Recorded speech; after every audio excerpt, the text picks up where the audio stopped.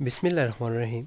Second year biology chapter number 23 biotechnology के अंदर आज हम जीनोमिक यानी कुछ टर्मिनोलॉजीज़ पढ़ेंगे जिसके जीन से लिंक है। मतलब एक है जीनोमिक लाइब्रेरी, जीनोमिक लाइब्रेरी, सही। सो लाइब्रेरी वैसे किसे कहते हैं? नहीं, व्हाट इज़ लाइब्रेरी? लाइब्रेरी जहाँ पे आपको मतलब कुछ मटेरियल मिले, मटेरियल फॉर स्टडी, ठीक है। कि आपको कुछ मटेरियल जहाँ से ख़ास तौर पर पढ़ने के लिए जहाँ से मटेरियल मिले स्टडी के लिए, वो उसे आप लाइब्रेरी कहते हैं, सही। सो यहाँ पे क्या कौन सा मटेरियल मिलेगा हमें पढ़ने के लिए? ज़ाहिर बात है जीन से रिलेटेड, यानी डीएनए का मटेरियल, डीएनए। सो अगर डीएनए का मटेरियल हमें पढ़ने के लिए किसी जगह से मिल रहा है, उसे हम क्या कहेंगे? Genomic library. अच्छा, जीनोमिक लाइब्रेरी समझने से पहले आपको थोड़ा बहुत आइडिया होना चाहिए जीनोम का, सही। What is genome? Genome is basically it's a full set of chromosomes कह लें, ठीक है, या फुल सेट ऑफ डीएनए कह लें, या full set of genes, full set of genes of an individual, ठीक है। यानी किसी भी इंडिविजुअल के जो जीन्स का फुल सेट है उसे हम उसका जीनोम, यानी कलेक्टिव जीन्स, या कह लें all the genes present in an individual is known as genome, ठीक है। तो जीनोमिक लाइब्रेरी को जीनोम से किस तरह लिंक करेंगे? बेसिकली क्या होता है कि हम बैक्टीरियाज लेते हैं, ठीक है, यानी वी टेक वेक्टर्स। बेसिकली हमारे पास क्या होते हैं? वेक्टर्स। और वेक्टर्स के अंदर हम डीएनए अपना, कह लें कि डीएनए ऑफ इंडिविजुअल, सही, इंसर्ट करवाते हैं बाय स्लाइसिंग, ठीक है। यानी डीएनए की हम क्या करते हैं, बीच में स्लाइसिंग करते हैं। डीएनए को जो इंडिविजुअल का डीएनए है, जो क्रोमोसोम्स हैं, उसे हम तोड़ देते हैं, ठीक है। उसके बाद से वेक्टर्स में इनकॉर्पोरेट करवा देते हैं, ठीक है। और ये वेक्टर्स जो है फिर बेसिकली जीनोमिक लाइब्रेरी बनता है, क्योंकि उसके अंदर आपके इंडिविजुअल के जीन्स मौजूद होंगे जो उसके अंदर, यानी वेक्टर्स बेसिकली यहाँ पे क्या होंगे? एक किस्म के ये ट्रांसजेनिक होंगे, ठीक है। ट्रांसजेनिक वेक्टर्स बन जाएंगे ना जब आप इसके अंदर सॉरी ट्रांसजेनिक, जब यानी इसके अंदर आप फॉरेन डीएनए इंट्रोड्यूस करवाएंगे किसी भी इंडिविजुअल का, तो वो वेक्टर्स क्या हो जाएंगे? ट्रांसजेनिक हो गए, ठीक है। और ट्रांसजेनिक वेक्टर्स हैं जिसके अंदर दूसरे आदमी का, मसलन ह्यूमंस का फॉर एग्जांपल आपने क्रोमोसोम्स तोड़ के इसके अंदर डाल दिए हैं, ठीक है, वेक्टर्स के अंदर, वो फिर एक क्या बन जाएगी? जीनोमिक लाइब्रेरी, सही है। और जीनोमिक लाइब्रेरी को आप अगर अरेंज करोगे, ठीक है, अरेंज एंड स्टडी, ठीक है, जब हम इसे आप इस जीनोमिक लाइब्रेरी को अरेंज और स्टडी करोगे तो आपके पास क्या आ जाएगा? जीनोम, ठीक है। बेसिकली इस डीएनए जो जीनोम था वो क्या था? डीएनए ऑफ एन इंडिविजुअल, या सेट ऑफ जीन्स कह लें। डीएनए ऑफ इंडिविजुअल से क्या बनाते हैं? सेट ऑफ जीन्स, जिसकी आपने स्लाइसिंग करवाई, वेक्टर्स में डाला, और उसे आपने एक बोतल के अंदर रख दिया, ठीक है जी। वो बोतल क्या कहलाएगी? Genomic library. फिर उस जीनोमिक लाइब्रेरी को आप दोबारा अरेंज करते हो, दोबारा स्टडी करते हो, तो वो जीनोम बन जाता है। चलिए हम इसकी एक पिक्चर की डायग्राम में आते हैं, ठीक है। फॉर एग्जांपल ये ह्यूमन डीएनए आपके सामने फिगर में नज़र आ रहा है, ठीक है। और फिर हमने इसका क्या किया कि इसकी हमने क्लीवेज करवाई। क्लीवेज से मतलब स्लाइसिंग, यानी इसे तोड़ दिया हमने, ठीक है। तोड़ने के लिए क्या यूज़ होंगे भला? रिस्ट्रिक्शन एंजाइम्स, रिस्ट्रिक्शन इंडोन्यूक्लियेज जिसे हमने कहा था, सही है। फिर उसे हमने किसके अंदर डाल दिया? DNA fragment inserted into the plasmid using ligases, ठीक है। यहाँ पे कौन सा एंजाइम यूज हो रहा है? लाइगेजेस। तो अब ये जो सा मालिक्यूल होगा, ये रिकम्बिनेंट डीएनए मालिक्यूल होगा, या फिर ट्रांसजेनिक डीएनए मालिक्यूल होगा, क्योंकि क्योंकि इसके पास फॉरेन डीएनए। फिर दोबारा हमने ये मालिक्यूल्स इंसर्ट करवा दिए किसके अंदर? बैक्टीरिया के अंदर। ये बैक्टीरिया का जो होल सेट है, या बीकर आप कह लें, किस्म का जो बनेगा, जिसके अंदर सब इंक्लूड होंगे, उसे हम क्या कहेंगे? Genomic library. नहीं, जीनोमिक लाइब्रेरी, इसके अंदर ह्यूमन डीएनए है, ठीक है। यानी ये जीनोम था और ये जीनोमिक लाइब्रेरी है, लाइब्रेरी। सो इस तरह हम यानी डीएनए, यानी जब हमने जीनोम स्टडी करना होता है, पहले हम उसकी लाइब्रेरी बनाते हैं, फिर उसके बाद हम उसके एक एक जीन्स को स्टडी करना शुरू करते हैं। सो अगर कोई पूछता है आपसे वाई जीनोमिक लाइब्रेरी, सही, कि आप डायरेक्ट जीनोम क्यों नहीं स्टडी करते, ठीक है, क्वेश्चन मार्क डालता है कि why you don't study only genome, genomic library बनाने का क्या फ़ायदा है। तो बेसिकली जब हमने जीनोम का एक्सप्रेशन चेक करना होता नहीं, if we want to study expression of genes, expression of genes of particular individual कह लें, of particular species, ठीक है जी, स्पीशी के आपने एक्सप्रेशन ऑफ जीन देखने हैं तो आप उसे क्या करोगे, उसके जीनोमिक लाइब्रेरी में डालोगे। क्यों? क्योंकि फॉर एग्जांपल आपने जीन्स तोड़ने के बाद आपने बैक्टीरिया में डाले, बैक्टीरिया उसी जीन्स की आप प्रोटीन्स बनाएगा, ठीक है।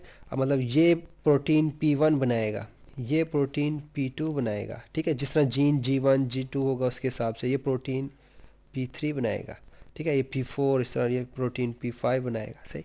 सो डिफरेंट प्रोटीन्स बनेंगी, वो हमें किस चीज़ का आइडिया देंगे, उसके जीनोम का या उसके जीन्स का आइडिया देगी, ये वाला जीन्स कौन सा ये वाले प्रोटीन बना रहा है, सही। तो फिर आपको ज़्यादा फ़ायदा होगा जीनोम स्टडी करने का, ठीक है। अदरवाइज सिर्फ कोड या कह लेंगे डीएनए के अंदर जो न्यूक्लियोटाइड्स होते हैं उनका सीक्वेंस निकालना वो आपके लिए फ़ायदेमंद नहीं है। बेसिकली आपने देखना होता है कि यार जीन्स कौन सा काम का है, ये कौन सा जीन्स कौन सी प्रोटीन बना रहा है, ठीक है।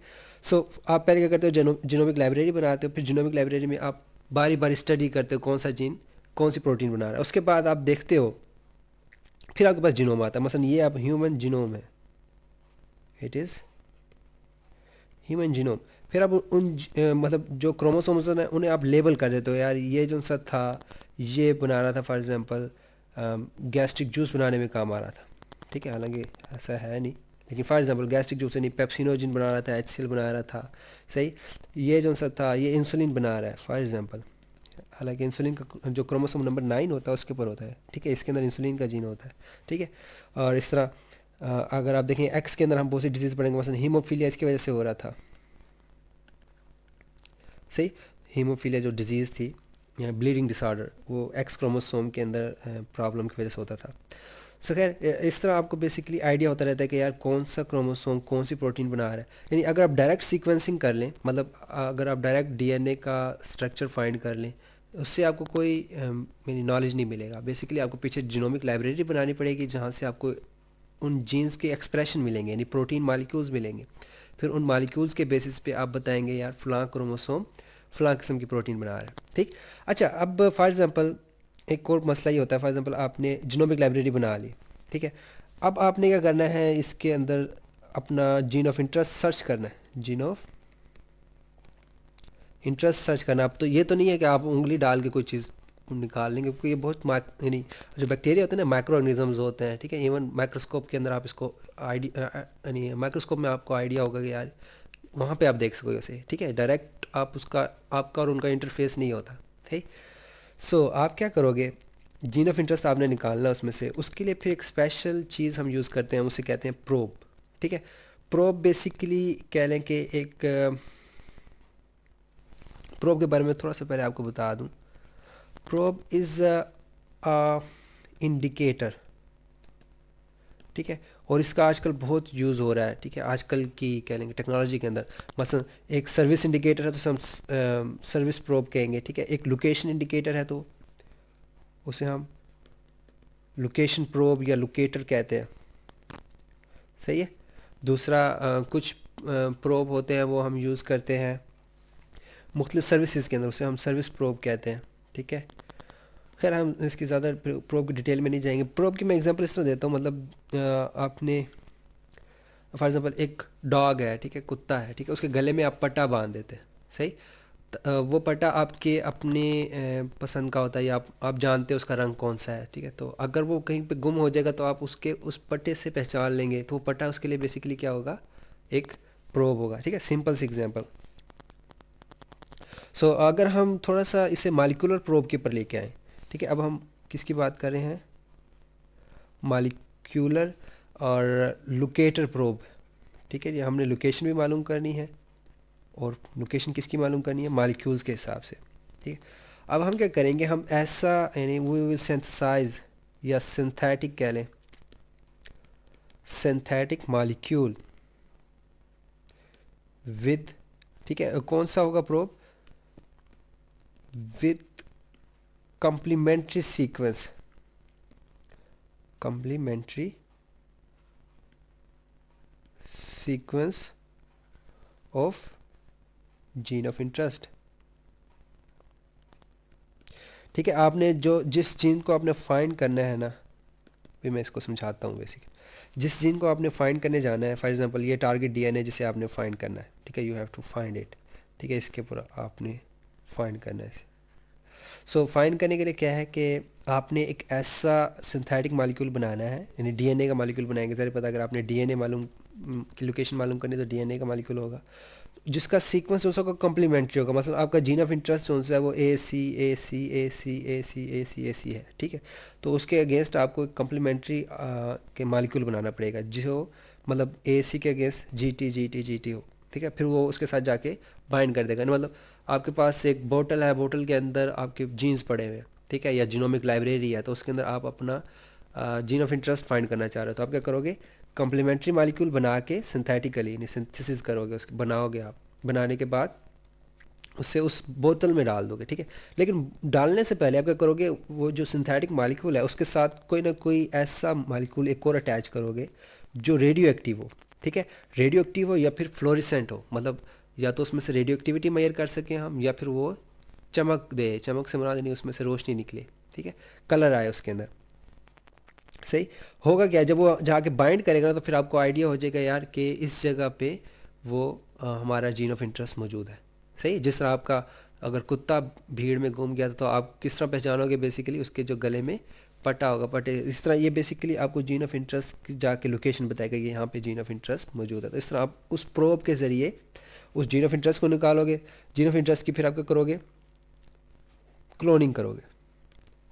क्लोनिंग से मुराद नहीं, उसकी आप कापीज़ बनाओगे। ठीक है, और कापीज़ के लिए बेसिकली हम एक कहने की टेक्निक यूज़ करते हैं, जिट इज़ नाउन एज पीसीआर। ठीक है, यानी पॉलीमरेज चेन रिएक्शन। उसके बारे में हम अगले लेक्चर के अंदर पढ़ेंगे, पॉलीमरेज चेन रिएक्शन।